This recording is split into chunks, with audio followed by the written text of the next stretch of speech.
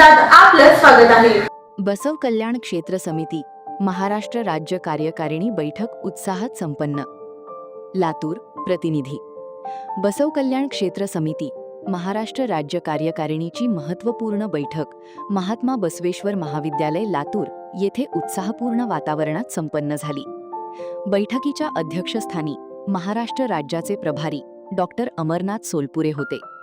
प्रमुख पाहुणे मराठवाडा शिक्षक संघटनेचे नेते सूर्यकांत विश्वासराव व समितीचे प्रदेश अध्यक्ष माधवराव पाटील टाकळीकर लातूर, प्रदेश उपाध्यक्ष विजयकुमार हत्तुरे सोलापूर, प्रदेश सचिव प्राध्यापक शेषराव शेटे, प्राध्यापक आनंद कर्णे नांदेड, प्राध्यापक सुनील हिंगणे, प्राध्यापक राजेश विभूते, महिला प्रदेशाध्यक्षा उषा रोडगे, पत्रिके मॅडम आदी मान्यवर उपस्थित होते।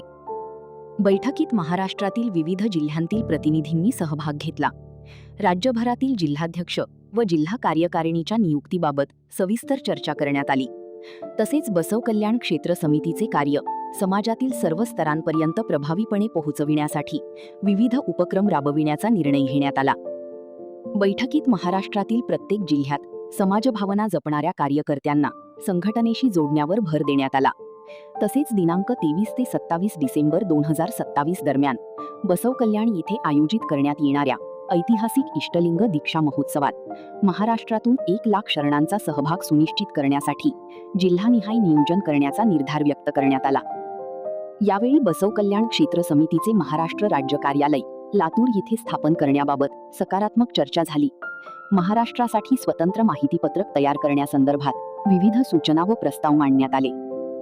बैठकीत उपस्थित पदाधिकाऱ्यांनी संघटन विस्तार, समाज प्रबोधन, युवक सहभाग आणि आगामी कार्यक्रमांच्या यशस्वी आयोजनाबाबत आपापली मते मांडली। सर्व विषयांवर सखोल चर्चा करून महत्त्वपूर्ण निर्णय घेण्यात आले। या बैठकीस काशीनाथ भतकुंकी, नामदेव फुलारे सोलापूर, आत्मलिंग शेटेपर्णी बीड, शिवाजीराव भालेराव परभणी, महेश पाटील, बसवेश्वर हिंगणे, लक्ष्मण मुकडेअप्पा, दिगंबर भालकी, योगेश स्वामी, वीरांना पावले, भावना औचले मॅडम मनापासून मी अभिनंदन करतो। मित्रांनो, एक लक्षात घ्या, कर्नाटकच्या भूमीमध्ये 900 वर्षापूर्वी बसवानाच्या रूपानं जी ज्योत निघाली लिंगायत धर्माच्या माध्यमातून, आज 900 वर्षानंतर आपलं भाग्य आहे की त्याला पुनर्स्थापित करण्यासाठी आपल्याला काम करायचं। राम मंदिराचा प्रश्न ज्या पद्धतीनं 2 वर्षापूर्वी सोडवलेला आपण बघितला, तिथे एक अभिमानानं राम मंदिर उभं टाकलं। 900 वर्षापूर्वी अशीच आमची एक विरासत होती, ज्या विरासत मधून आम्ही जगाला लोकशाहीचा संदेश दिला। आज सारं जग म्हणतंय की अनुभवाची लोकशाहीची जननी आहे। आज 147 देशामध्ये लोकशाही आहे आणि आपण भाग्यवान आहात। या 147 देशाचे प्रतिनिधी, देशाचे पंतप्रधान, केंद्रीय कार्यकारी मंडळ, कर्नाटकचं गव्हर्नमेंट, हे सगळं त्या दिवशी या अनुभव मंडपाच्या उद्घाटनासाठी उपस्थित राहणार। आपल्यासाठी सर्वोत्तम जर क्षण कोणता असेल मागील 25 वर्षातला, तर माझ्या दृष्टीनं संसदेपुढे बसलेला पुतळा, त्या पुतळ्यामुळं सबंध भारताला नव्हे तर जगाला बसवानाची ओळख झाली। जसं बुद्ध म्हटलं की भारत म्हटलं जातं, तसं बसवण्यास सुद्धा भारत म्हटलं जातं। पण हे लोकांना माहिती नव्हतं। आपल्याला एक चांगली उपलब्धी या बसव कल्याण क्षेत्र समितीच्या माध्यमातून झालेला आहे। आपण चांगल्या या माध्यमातून तळागाळापर्यंत कसं पोहोचण्यासाठी ज्येष्ठांचं मार्गदर्शन घेऊन आपण काम करूया। मध्यंतरी कालच मी आता केरळावरून आलो। मी जेव्हा केरळमध्ये गेलो, आता तिथं जर मल्याळम भाषा आहे, मला वाटतं आपला समाज इथेच होता आहे, पण तिथं ते कुंजीवन म्हणून प्रदेश अध्यक्ष ऑल इंडिया विश्व महासभेचे, तर त्यांच्यामध्ये आमचं इंग्लिशमध्ये मराठीमध्ये कधी असं चालू झालं कम्युनिकेशन।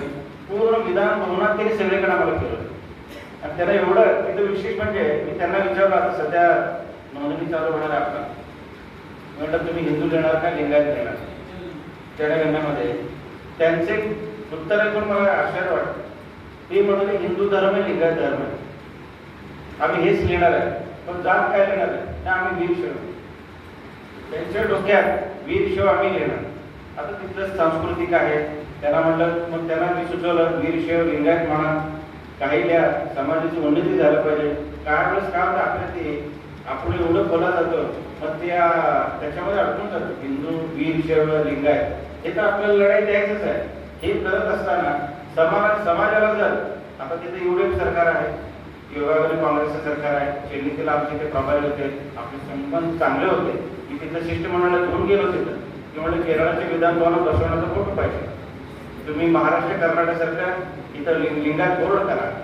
त्याचे सगळे विविध मागण्या त्यांच्या ज्या अपेक्षित आहेत अशा आम्ही तिथं या ठिकाणी मागणी करतो.